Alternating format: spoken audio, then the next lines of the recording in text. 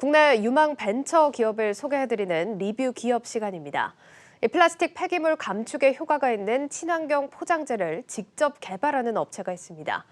친환경 정책이 선택이 아닌 필수가 된 시대, 국내외 유통업계부터 각광을 받고 있는 중소기업을 김선엽 기자가 소개해드립니다. 코로나19로 온라인 쇼핑, 배달 음식 등 비대면 소비가 늘면서 지난해 플라스틱 쓰레기 배출량은 급증했습니다. 매립지와 소각장의 처리 능력을 넘어선 폐플라스틱이 쏟아지면서 쓰레기 대란이 멀지 않았다는 우려까지 나온 상황.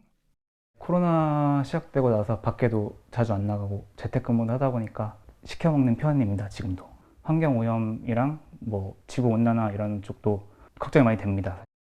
환경 오염의 심각성을 체감하기 시작한 소비자들은 분리수거에 적극적으로 동참하고 있습니다.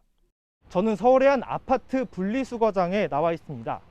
보시는 것처럼 이렇게 분리수거가 매우 잘 돼 있다는 것을 보실 수 있는데요.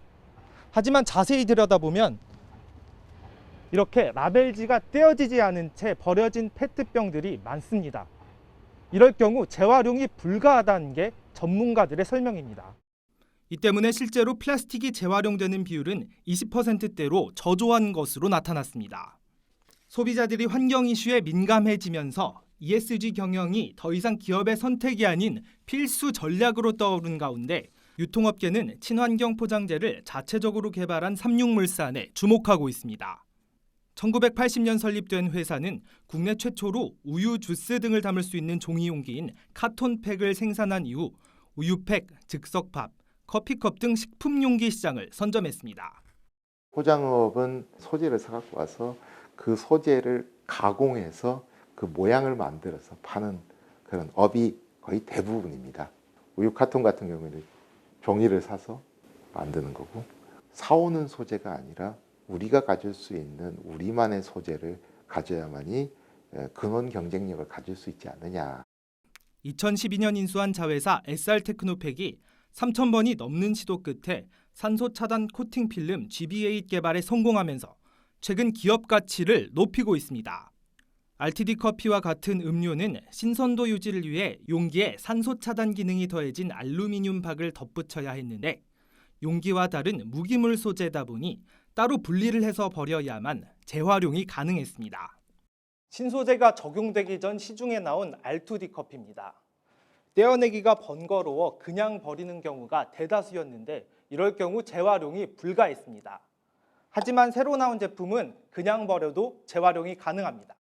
알루미늄과 달리 GBA는 유기 고분자로 이루어졌기 때문인데 1년간 GBA를 플라스틱 컵음료 포장재에 적용한 결과 총 1,353톤의 플라스틱 폐기물 절감 효과가 있는 것으로 나타났습니다.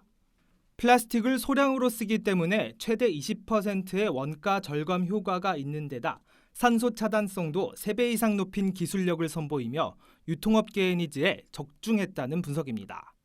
여기에 친환경과 소비자 편의를 결합한 점도 경쟁력으로 꼽힙니다.